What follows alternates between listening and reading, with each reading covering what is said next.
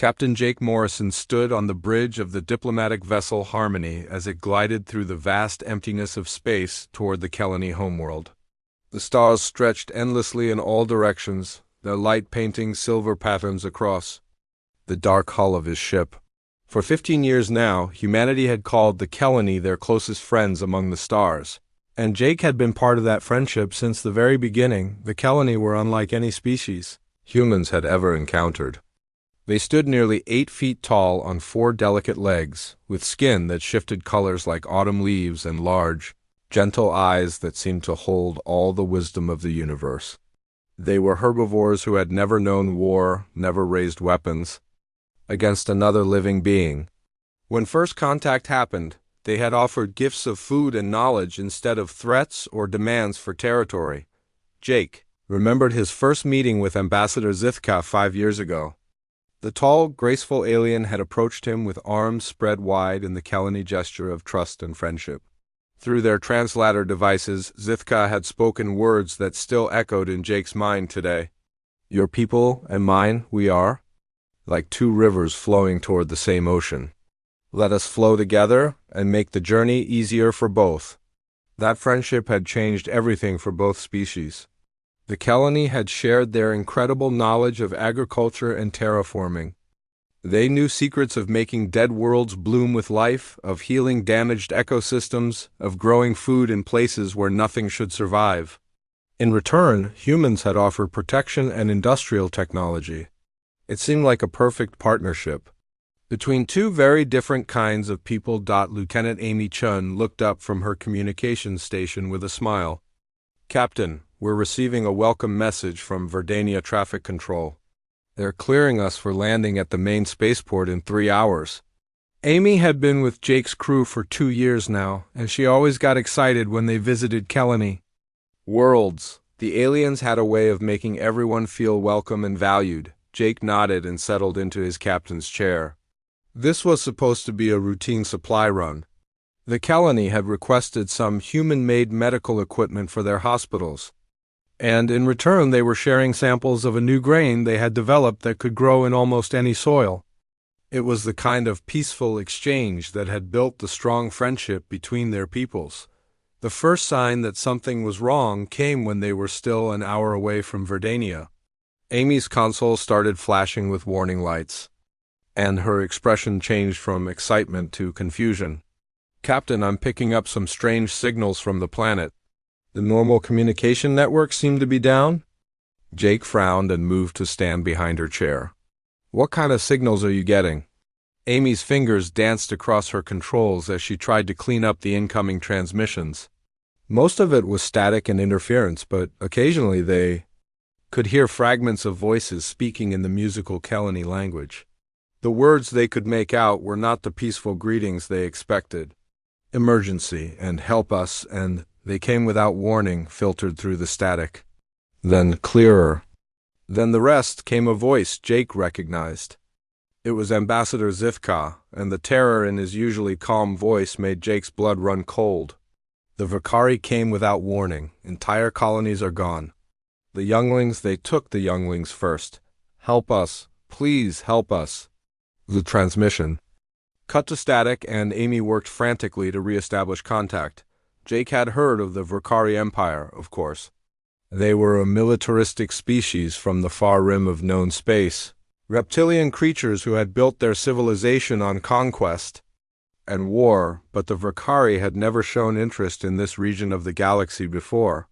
Captain, called out Lieutenant Don Cooper from the sensor station, I'm reading massive energy signatures from Verdania's surface. They look like weapon impacts, sir. Big ones. Jake felt his stomach drop. How big? Dan's voice was quiet when he answered. Big enough to level cities, Captain. The Harmony dropped out of hyperspace at the edge of the Verdania system, and what they saw through the main view screen made everyone on the bridge gasp in horror. The planet that should have been green and beautiful, covered with the magnificent cities and vast gardens of the Kelani, was scarred with enormous craters that glowed red with heat. Jake had visited Verdania many times before. He knew the layout of its continents, the locations of its major cities, the patterns of its weather systems. Now, looking at the wounded world spinning before them, he could barely recognize it as the same place. "Take us closer," he ordered, his voice steady despite the rage building in his chest. As the Harmony moved into orbit around Verdania, the full scope of the destruction became clear. The capital city of Thelmarin, home to over 50 million Kelani, was a smoking crater 5 miles wide. The agricultural centers that had fed billions were blackened wastelands. The beautiful crystal spires that the Kelani built to honor their ancestors had been shattered into glittering dust. Amy finally managed to lock onto some weak emergency signals from underground shelters scattered across the planet. Her voice shook as she reported what she found. "Captain, I'm detecting life signs in some of the deep shelters, but the numbers are so small compared to what should be here." Jake knew that Verdania had been home to over 3 billion Kelani just days ago. Now Amy was telling him she could only detect a few thousand survivors hiding in emergency bunkers deep underground. They landed near one of the stronger signals, in what had once been a peaceful farming community called Veltor. Jake led a small team out of the ship wearing environmental suits to protect them from the smoke and radiation that filled the air. The landscape around them looked like the surface of a dead moon, all gray dust and twisted metal. The entrance to the emergency shelter was hidden beneath the rubble of what had been a school. Jake's team spent an hour digging through the debris before they found the heavy door that led underground. When they finally got it open, the survivors who emerged looked like ghosts of the proud, graceful beings Jake had known. Elder Tithnu was among the survivors, an ancient Kelani who had been one of the first to welcome humans to this world 15 years ago. His usually vibrant skin was dull gray with grief, and his large eyes were filled with tears that seemed to never stop falling. Through the translator, his words came out broken and painful. "Captain Jake, my friend, you came. I hoped you would come, but I feared there would be no one left for you to find." Jake knelt beside the old alien, placing a gentle hand on his arm. "Tell me what happened, Elder. Tell me everything." Tithnu's story came out in fragments, interrupted by sobs and moments when grief seemed to steal his voice entirely. The Vakari fleet had arrived without warning 3 days ago. No demands for surrender, no attempts at negotiation, no explanation for their presence. They had simply begun killing every Kelani they could find. The attack had been systematic and thorough. Military targets were hit first, but the Vakari had not stopped there.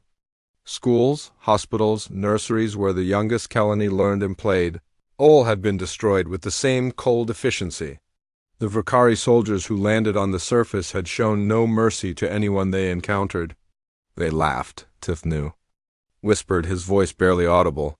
When they found the nursery schools, they laughed as they fired their weapons. Our younglings called out for their parents, and the Vakari laughed. Jake felt something cold and hard settle in his chest as he listened to the elder's words. Amy and the other members of his crew who were present stood in stunned silence, their faces reflecting the same mixture of grief and rage that Jake felt building inside him. As they helped the survivors board the Harmony, Jake learned the full scope of the Vakari attack. It had not been limited to Verdania alone. 12 other Kelani worlds had been hit simultaneously, each one devastated with the same ruthless efficiency. 17 billion Kelani had died in less than a week. The species that had become humanity's dearest friends in the galaxy had been reduced to fewer than 1 million survivors. The gentle people who had taught humans how to make dead worlds bloom with life had been nearly wiped from existence by creatures who seemed to take pleasure in causing pain. Jake stood on his bridge as the Harmony left Verdania's orbit, carrying its precious cargo of survivors back toward human space. He looked out at the stars and made a promise that he would carry with him for the rest of his life. The Kelani had trusted humanity to protect them, and humanity had failed. But that failure would be answered. The Vakari had shown the galaxy what they thought strength meant. Soon, very soon, they would learn what human strength actually looked like. The Harmony raced through hyperspace toward Earth with its cargo of Kelani survivors and the terrible news of what had happened to their people. Captain Jake Morrison sat in his quarters staring at the reports his crew had compiled during their Survey of Verdania. The numbers were almost impossible to believe, but the evidence was undeniable. 17 billion innocent beings had been murdered in less than a week. Elder Tithnu spent most of the journey in the ship's medical bay. Not because he was injured, but because he could not stop weeping for his lost people. The other survivors, huddled together in the cargo bay that had been converted into temporary living quarters, their usually colorful skin remaining a dull gray that seemed to reflect their endless grief. Amy, June worked around the clock to compile video evidence of the destruction. The recordings were difficult to watch, showing cities that had been home to millions now reduced to smoking craters. Playgrounds where Kelani children had laughed and learned were nothing but twisted metal and ash. The images would be needed as proof when they reached Earth, but Jake wondered if anyone could truly understand the scale of what had been lost without seeing it firsthand. When the Harmony finally dropped out of hyperspace near Earth, Jake immediately contacted Fleet Headquarters. Admiral Lisa Parker, head of the Earth Defense Force, was waiting for his transmission. Her face appeared on the main screen, and Jake could see the tension in her expression even before he began his report. Admiral, I need to request an emergency session of the Human Colonial Council, Jake said without any of the usual pleasantries. The Kelani Federation has been attacked. The damage is beyond anything we have ever seen. Admiral Parker leaned forward in her chair. How many casualties are we talking about, Captain? Jake took a deep breath before answering. 17 billion dead, Admiral. The Kelani are virtually extinct. The silence that followed seemed to stretch for hours, though Jake knew it was only a few seconds. Admiral Parker's face went through several expressions as she processed what he had told her. Disbelief, shock, and then a cold anger that Jake recognized because he felt it burning in his own chest. Get those survivors to the best medical facilities we have, she finally said. I'll have the council assembled within 6 hours. President Walsh will want to address the nation immediately. The news of the Kelani genocide spread across human space faster than Jake had thought possible. By the time the Harmony docked at Earth's primary space station, crowds had already gathered outside government buildings on a dozen worlds. The footage that Amy had compiled was being broadcast on every news network, and the reaction was unlike anything Jake had ever witnessed. Humans had always prided themselves on being a peaceful species in their interactions with aliens. They had fought wars among themselves throughout their history, but when they reached the stars, they had tried to be better. The friendship with the Kelani had been proof that humans could build something positive in the galaxy, something based on cooperation instead of conquest, now that friendship had been torn apart by creatures who seemed to kill for the simple pleasure of causing pain. Jake watched the news reports from his quarters and saw something he had never expected to see.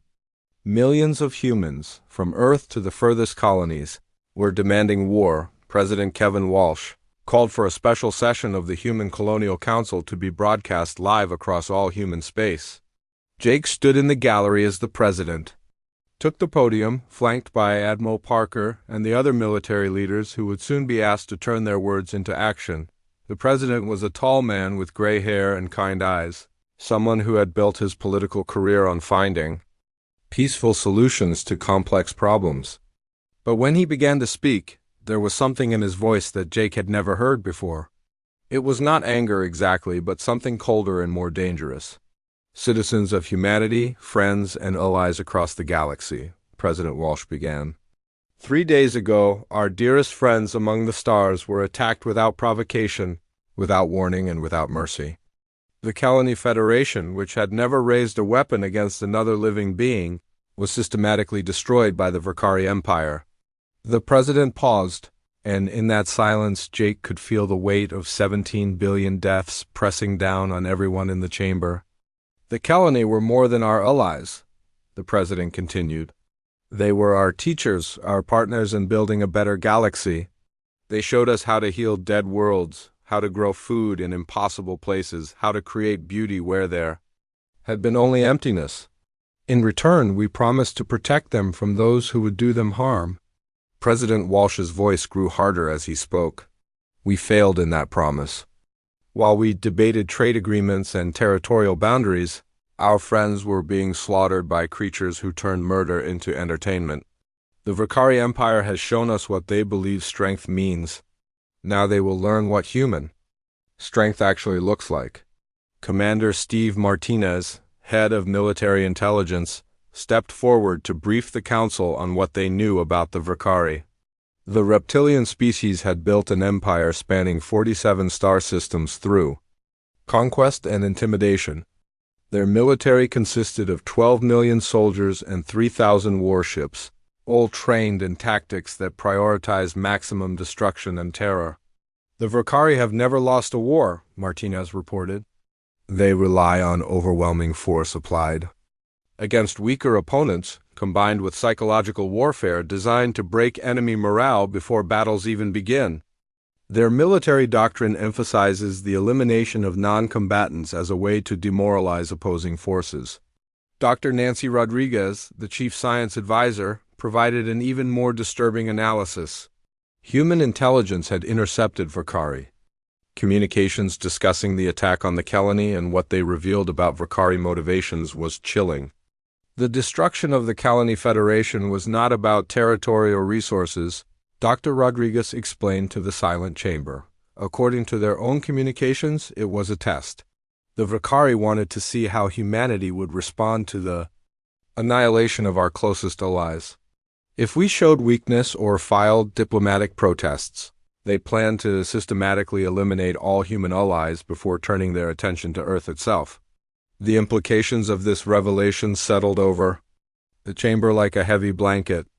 The Vakari had not just murdered 17 billion innocent beings.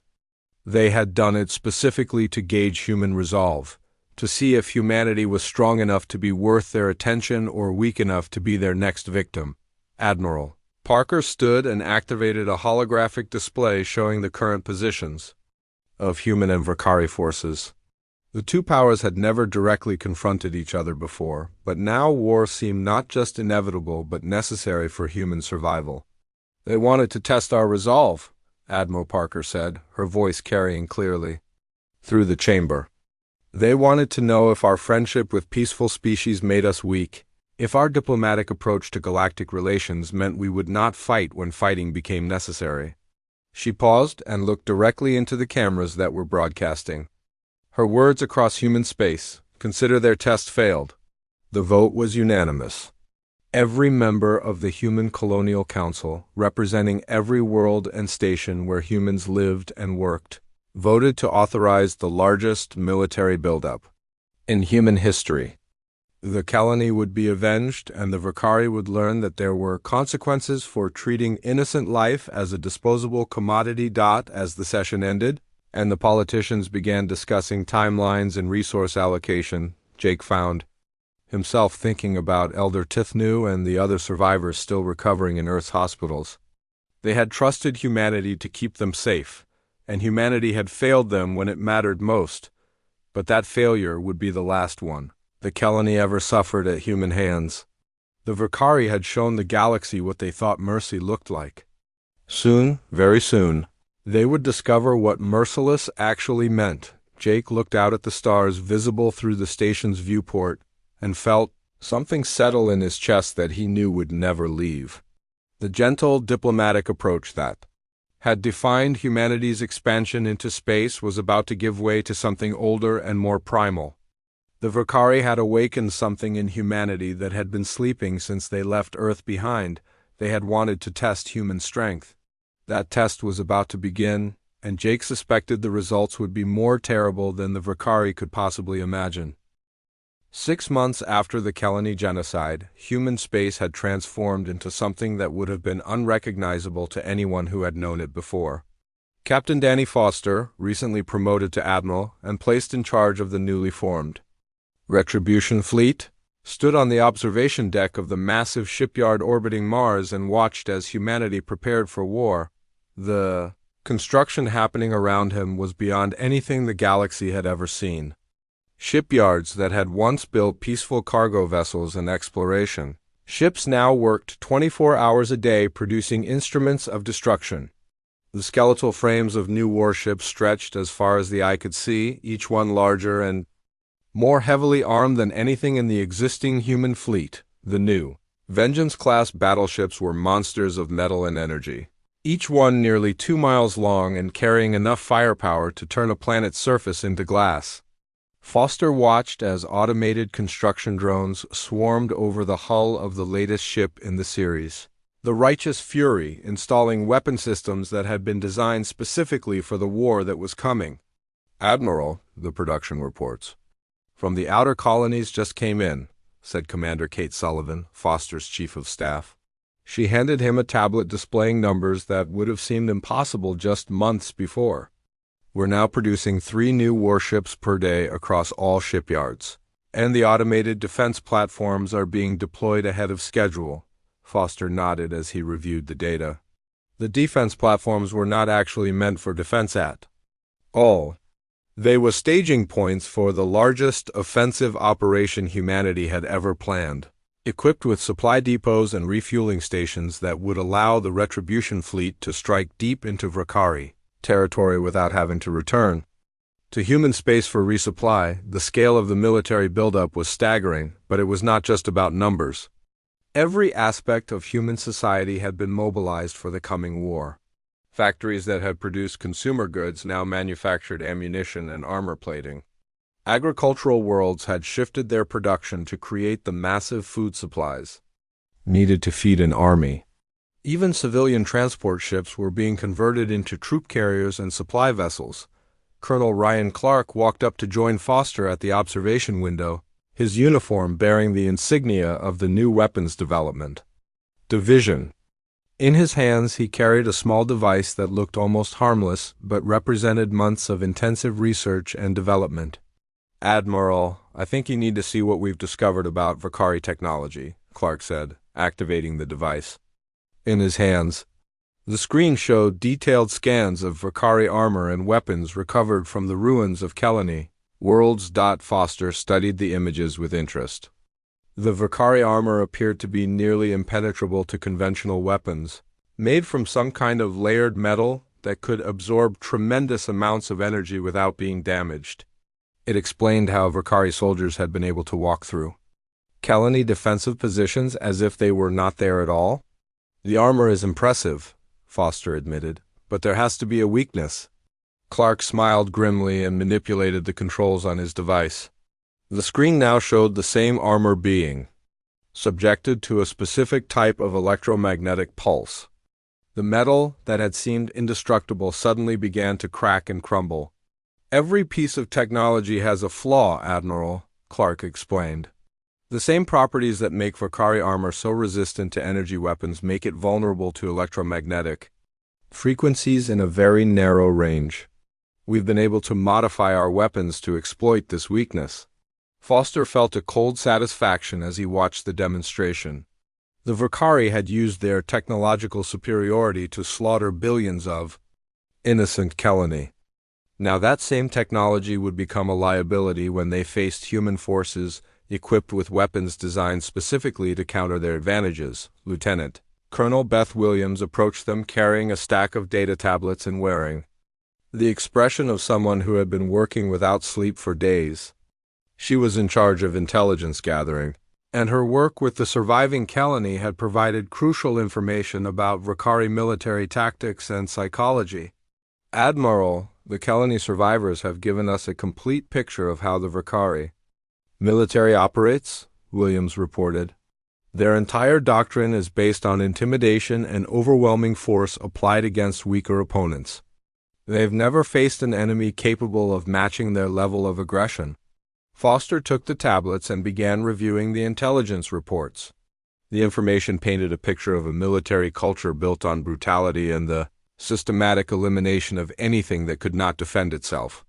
Vakari officers advanced in rank based not on tactical skill or strategic thinking, but on their ability to cause maximum casualties among non-combatants. "They turned genocide into a competition," Williams continued, her voice tight with disgust. "According to the survivors, Vakari commanders compete to see who can achieve the highest civilian death counts. They award decorations for what they call efficiency in population reduction. The revelation that the Vakari military actually celebrated the murder of innocents settled over the group like a heavy weight. Foster had been a soldier for most of his adult life, and he had seen the brutality that war could bring out in people.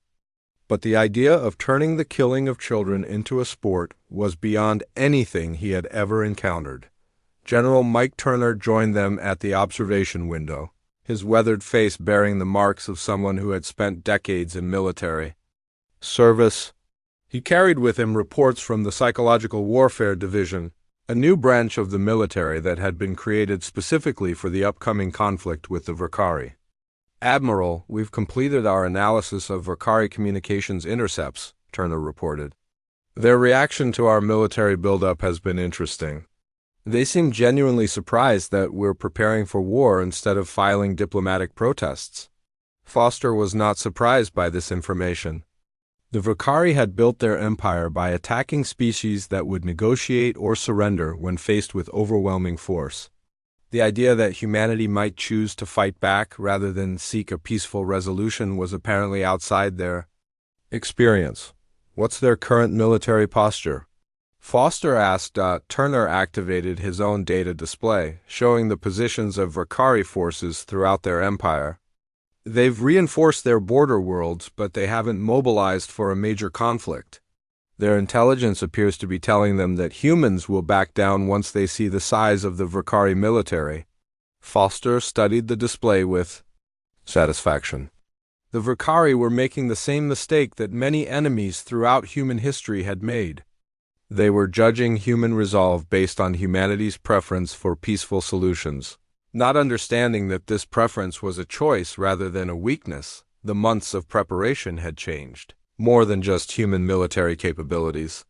Foster could see it in the faces of every person working in the shipyards, every soldier training for the coming campaign, every civilian who had volunteered to support the war effort.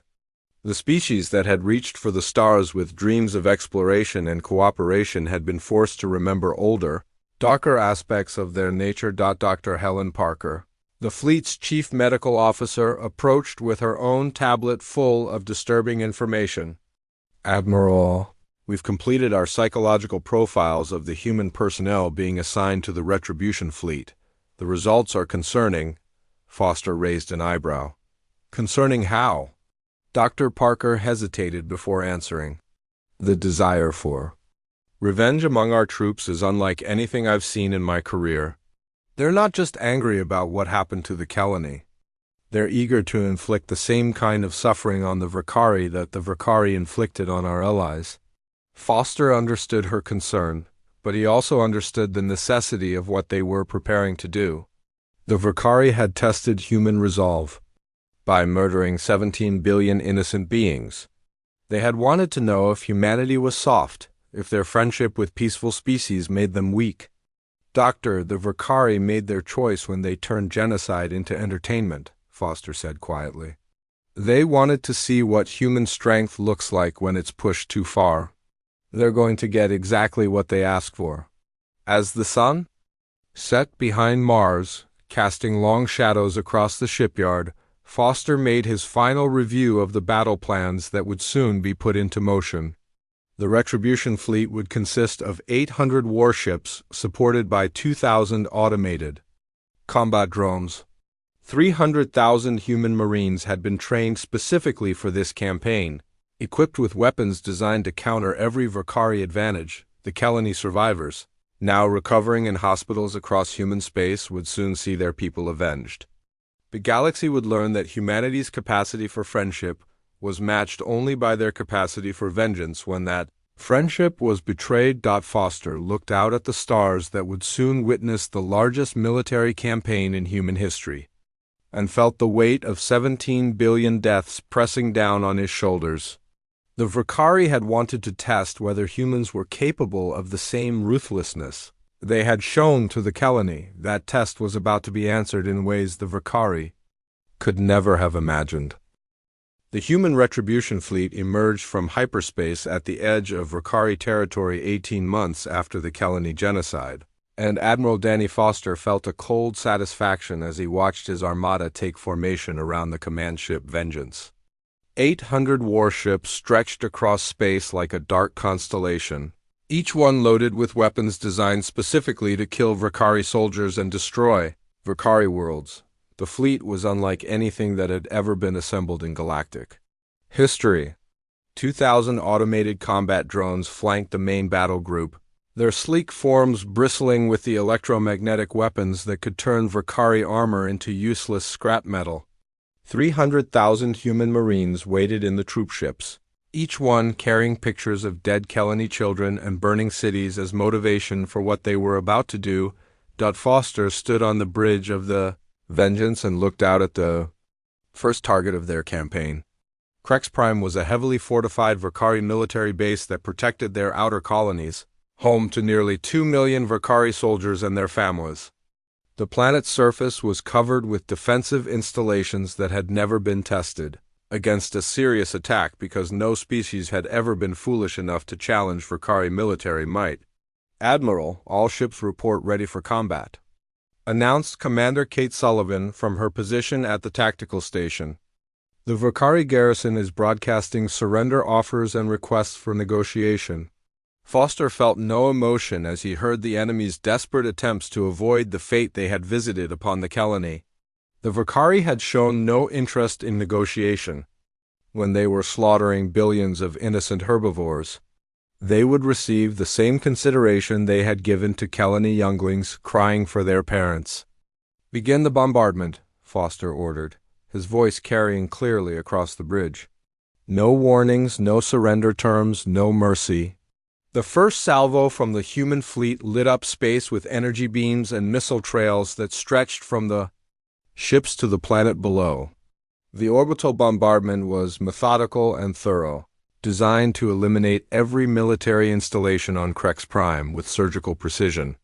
Foster watched through the tactical display as defensive shields flickered and died, as weapon emplacements were reduced to molten craters, as the pride of Vakari military engineering crumbled under the weight of human vengeance. The bombardment continued for 6 hours, and when it was finished, not a single Vakari military installation remained intact on the planet's surface. The survivors who crawled out of underground bunkers found a world transformed into a smoking wasteland where their mighty fortress had once stood. Colonel Janet Lewis led the Marine assault that followed the bombardment, her troops moving through the ruins of Krex Prime with the same methodical efficiency that had destroyed the planet's defenses. The Vakari ground forces that had survived the orbital attack attempted to surrender as soon as they saw human soldiers approaching their positions. Lewis received the first surrender request over her communication system, the translated voice of a Vakari commander begging for terms and offering to lay down arms. Her response was broadcast across all frequencies so that every surviving Vakari on the planet could hear it clearly. Surrender was not offered to the Kelani children, Lewis said, her voice as cold as the vacuum of space. "You will receive exactly the mercy you showed them." The systematic destruction of Vakari military assets proceeded with mechanical precision across their entire empire. Each engagement followed the same pattern that had been established at Krex Prime. Human forces would arrive at a target, destroy all military installations, and then eliminate any Vakari forces that attempted to surrender or negotiate. News of the human campaign spread through Vakari space faster than the fleet itself could advance, carried by the few civilian vessels that managed to escape each battle. The reports that reached Vakari High Command painted a picture of human forces that seemed to take no prisoners and show no mercy to anyone wearing a Vakari military uniform. General Pat Thompson commanded the siege of Thanox, a fortress world that had been considered impregnable by Vakari military planners. The planet was home to the Vakari Naval Academy and had never been successfully attacked in over 200 years of warfare. Thompson's assault fleet arrived in the system to find the planet's defenses fully activated and ready for battle. The Vakari garrison commander, a veteran of dozens of successful campaigns against weaker species, opened communications with Thompson's flagship as soon as the human ships entered weapons range. The alien's translated voice carried a confidence that suggested he still believed his species' reputation for invincibility would protect him. Human Commander, I am willing to discuss terms for the evacuation of non-military personnel from this world, the Verkari officer transmitted. Surely we can reach an agreement that avoids unnecessary bloodshed. Thompson's response was broadcast not just to the garrison commander but across all Verkari communication networks in the system, ensuring that every civilian and soldier on Thanox could hear the human general's words clearly. You made the terms clear at Verdania, Thompson replied, his voice carrying the weight of 17 billion deaths. No survivors. The battle for Thanox lasted 3 days and ended with the complete destruction of the Verkari fleet and the systematic elimination of every military installation on the planet's surface. The Naval Academy that had trained generations of Verkari officers was reduced to rubble, its proud traditions buried under tons of twisted metal and shattered stone. The psychological impact of the human campaign became evident as reports reached Admiral Foster of entire Verkari garrisons abandoning their posts rather than face human assault. The species that had built an empire on fear was discovering what it meant to be truly afraid, and many of their soldiers were simply unable to function when confronted by an enemy that showed them no mercy. Foster reviewed the combat reports in his quarters aboard the Vengeance as the fleet moved deeper into Verkari territory. His Marines were reporting that many Verkari soldiers would freeze in terror when confronted by human troops, unable to comprehend facing an enemy that treated them with the same brutal efficiency they had shown to helpless civilians. Lieutenant Commander Bob Hayes brought Foster the daily intelligence briefing, his face reflecting the satisfaction that had become common among the human forces as they witnessed Verkari military power crumbling before their advance. The briefing contained intercepted communications from Verkari High Command that revealed the growing panic in their leadership. Admiral, the Verkari Emperor has been broadcasting increasingly desperate messages to our fleet, Hayes reported. He's offering territorial concessions, war reparations, even promising to never again attack human allies. Each message receives the same response from our communications division. Foster nodded with grim approval. The communications division had been instructed to respond to all Verkari attempts at negotiation with complete silence. The aliens who had ignored Kelani pleas for mercy would receive no acknowledgement of their own desperate bargaining. By the time the human fleet reached the inner Verkari systems, organized resistance had largely collapsed. The military that had conquered 47 star systems through brutality and intimidation was discovering that their tactics were useless against an enemy that was more brutal and more ruthless than they had ever been. Captain Tony Garcia commanded the advanced scouts that first entered the home system of the Verkari Empire, and his reports painted a picture of a civilization in complete panic. Civilian transports fled the outer planets in massive waves, carrying refugees who had heard stories of human forces that showed no mercy to anyone. Connected to the Verkari military. The Verkari homeworld of Vrekar hung in space before the approaching human fleet like a jewel waiting to be shattered. The planet that had been the seat of an empire built on conquest and genocide would soon learn what it felt like to be on the receiving end of the violence it had spread across the galaxy. Merle Foster stood on his bridge and looked out at the world that had spawned the creatures responsible for the deaths of 17 billion innocent beings. The Kelani had been gentle herbivores who had never raised weapons against another living creature, and the Verkari had slaughtered them for sport. Soon the Verkari would discover that there were consequences for treating innocent life as entertainment, and those consequences would be more terrible than anything their empire had ever inflicted on others. The test of human resolve that had begun with the Kelani genocide was about to reach its final, devastating conclusion. The siege of Vrekar, the Verkari homeworld, lasted exactly 17 days, one for each billion Kelani who had died in the genocide that started this war. Admiral Danny Foster had chosen that timeline deliberately, and every day of the siege he broadcast the count across all Verkari communication channels so that the aliens cowering in their underground shelters would understand the mathematics of their punishment. Captain Tony Garcia led the final assault on the planetary capital, his marine units moving through streets that had once echoed with the proud march of Rakari, soldiers returning from successful campaigns of conquest. Now those same streets were empty except for the occasional civilian fleeing toward whatever shelter they could find. Underground, the Rakari had built their capital city as a monument to their military might, with towering statues of famous generals who had conquered entire species and massive buildings that housed the trophies taken from defeated enemies. Garcia watched with cold satisfaction as human artillery reduced those monuments to rubble, erasing the physical symbols of an empire built on the suffering of others. Emperor Krexvar, the architect of the Kelani genocide and supreme ruler of the Vakari Empire, made his final attempt at negotiation from his palace bunker deep beneath the capital. His message reached Admiral Foster aboard the command ship Vengeance, transmitted on frequencies that every human ship in the system could monitor. Human Admiral. The Emperor's translated voice carried a desperation that would have been unthinkable months earlier when his empire seemed invincible. I offer myself in exchange for the lives of my people. I will go into permanent exile, surrender all military assets, accept any terms you demand. Surely the deaths of so many soldiers have satisfied your desire for revenge? Foster listened to the plea in the silence of his command bridge, surrounded by officers who had spent the last 2 years preparing for this moment.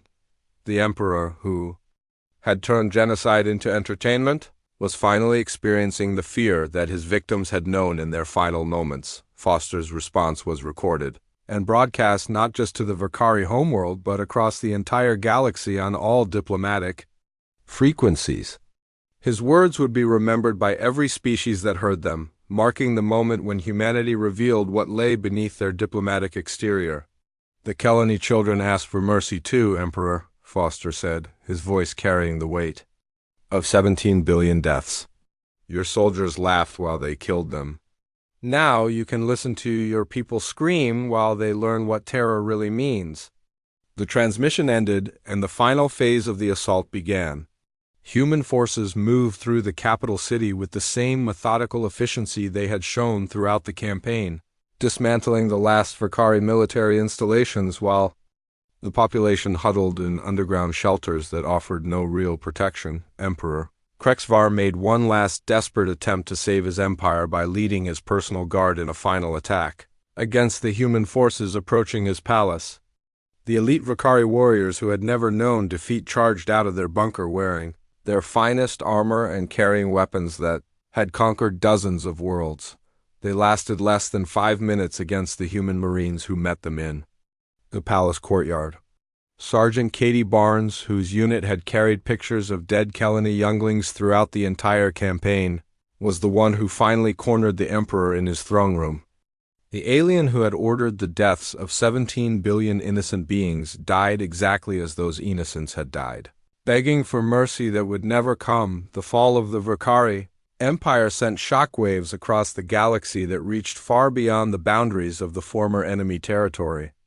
Species that had never paid much attention to humanity suddenly found themselves re-evaluating everything they thought they knew about the diplomatic, peaceful humans who had seemed so different from the violent species that dominated much of known space. 3 years after the last Vakari stronghold fell, the galaxy had settled into a new reality where humanity occupied a very different position in the galactic community.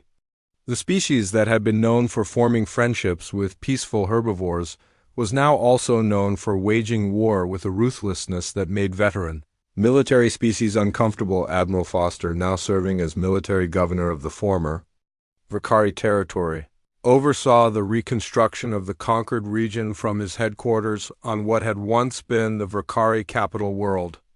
The planet had been renamed Haven and was being prepared as a new home for the surviving Kelani who wished to leave the rebuilt worlds of their original territory.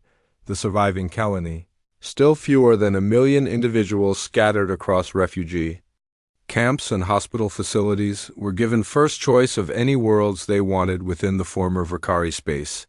Human protection was guaranteed in perpetuity, with military bases established on every world where Kelani chose to settle. Elder Tithnu, one of the few remaining Kelani leaders who had survived the original genocide, visited Foster regularly to discuss the ongoing reconstruction efforts. The aged alien had regained some of his natural color as his people began to heal from the trauma of near extinction, but his large eyes still carried the weight of all the friends and family members, who would never return, several other species that had been terrorized by Vakari aggression during their expansion across the galaxy began approaching human diplomatic missions with requests for formal alliance agreements. The Peaceful Merchants Guild, a collective of trader species that had been regularly attacked by Vakari raiders, offered humanity exclusive trading rights in exchange for protection.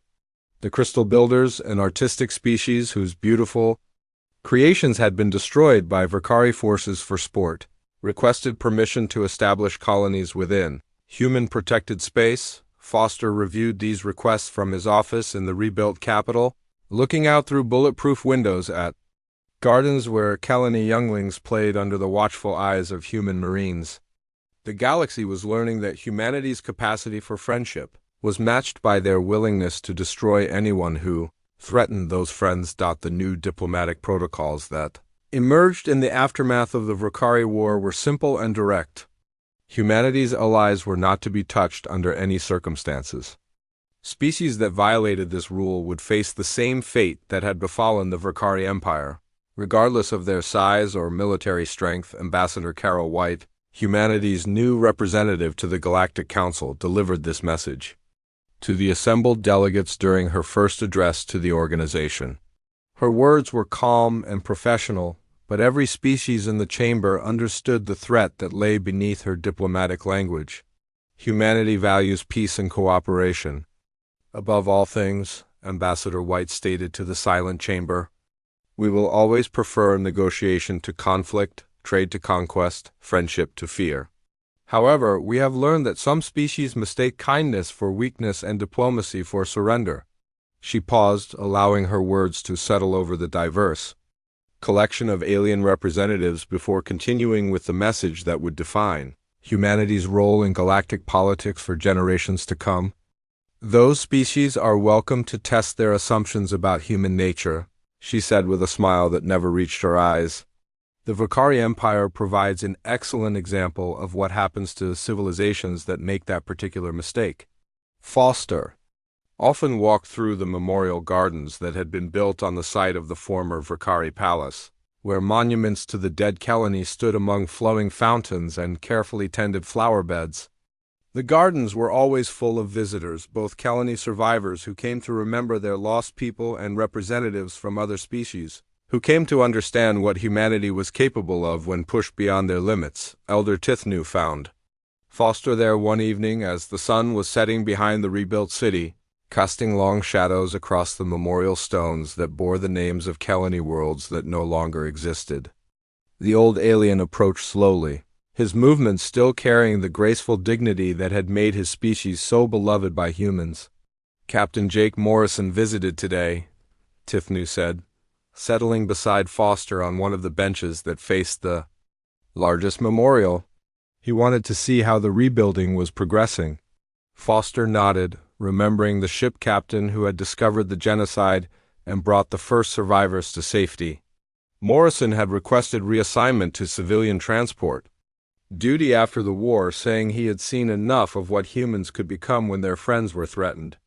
He seemed troubled by what we had to become to save you, Foster observed. Elder Tithnu was quiet for a long moment, his large eyes reflecting the light from the memorial fountains. When he finally spoke, his words carried the weight of a species that had nearly been erased from existence. We mourned for our dead, Admiral, but we also mourned for what we thought your kind would become. We feared this war would make you like the creatures who destroyed our worlds. Foster looked out over the gardens where Kelani children played in safety under human protection, their laughter echoing off the memorial stones that honored the billions who had not survived to see this peace. Perhaps it did make us like them. Elder, Foster admitted quietly. The difference is, we chose our targets carefully. The final rays of sunlight faded from the memorial gardens,